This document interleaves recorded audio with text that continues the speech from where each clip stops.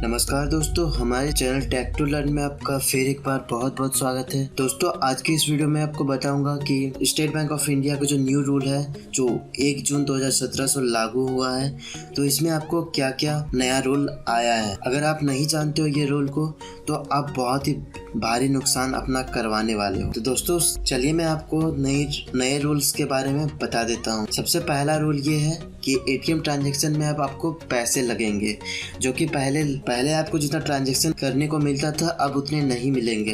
दोस्तों, अगर आप मेट्रो सिटीज में रहते हो, अगर महानगर में रहते हो, तो फिर आपको स्टेट बैंक ऑफ इंडिया का अगर आपका खाता है और डेबिट कार्ड है, तो आप 5 transaction per month state bank of India से कर सकते हो और 3 ट्रांजैक्शन अदर एटीएम से आप कर सकते हो। अगर इससे आप ज़्यादा लिमिट से एक्सीड करते हो तो स्टेट बैंक ऑफ इंडिया से अगर निकालते हो 5 बार से ज़्यादा, तो आपको 10 रुपये पर ट्रांजेक्शन चार्ज देने होंगे।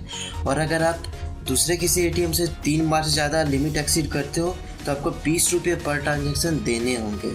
और दोस्तों, अगर आप महानगर में नहीं रहते हो, मतलब मेट्रो सिटीज़ में नहीं रहते हो, तो फिर आपको 10 ट्रांजैक्शन फ्री मिलेंगे, जो कि 5 ट्रांजैक्शन आपको state bank of India ATM से होगा और 5 ट्रांजैक्शन अदर बैंक के एटीएम से होगा। और उसके बाद एक्सीड करने पे आपको सेम चार्जेस देने होंगे, 10 रुपये और 20 रुपये। तो नंबर 2 पे आता है दोस्तों, आपको जो मंथली लिमिट बैलेंस है वो, अगर आप मेट्रो सिटीज़ में रहते हो तो आपको 5000 का लिमिट बैलेंस बनाए रखना पड़ेगा।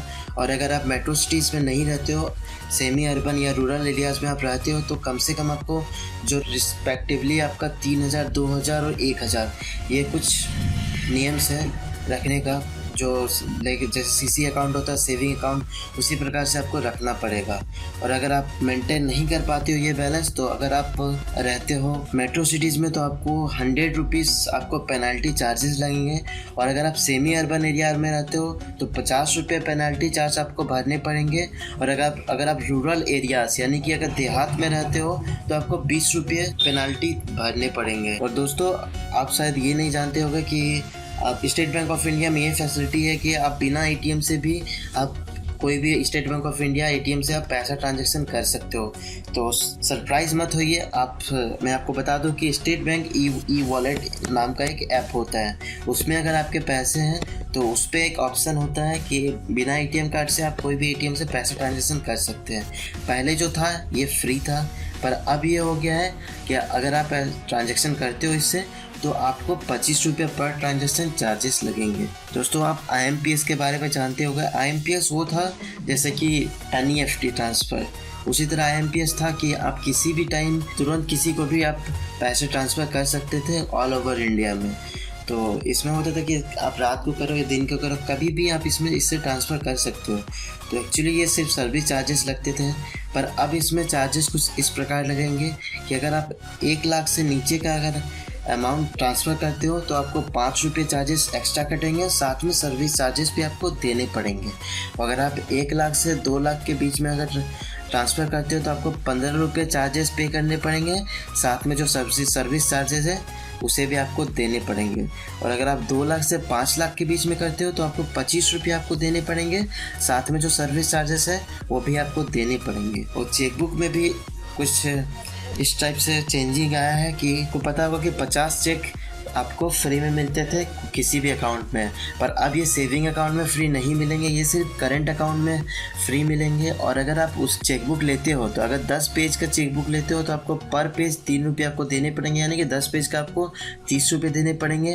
और अगर आप वही 25 पेज का लेते हो तो आपको 75 रुपये पे करने पड़ेंगे। और अगर आप 50 पेज का लेते हो तो आपको 150 रुपये आपको पे करने पड़ेंगे। साथ में आपको सर्विस चार्जेस भी इन तीनों के पे करने पड़ेंगे। और दोस्तों, ऐसा था कि पहले स्टेट बैंक ऑफ इंडिया किसी भी ब्रांच में जाके जो कटे फटे नोट होते थे उसे आप चेंज कर सकते थे, उसके लिए आपको कोई चार्जेस नहीं देने पड़ते थे।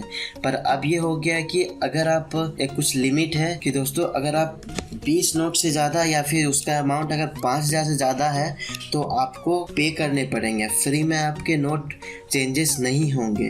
तो आपको पे कितना करना पड़ेगा मैं आपको बता देता हूँ। उसके लिए आपको 2 रुपीज़ पर नोट पे करने पड़ेंगे।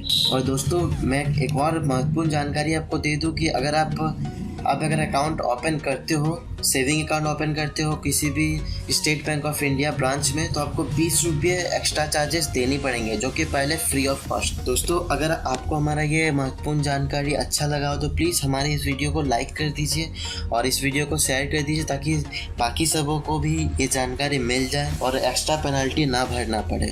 और आपने हमारे चैनल को अब तक सब्सक्राइब नहीं किया तो प्लीज़ हमारे चैनल को सब्सक्राइब कर लीजिए, क्योंकि आप हमारे चैनल को सब्सक्राइब करते हो तो हमें बहुत मदद मिलेगी।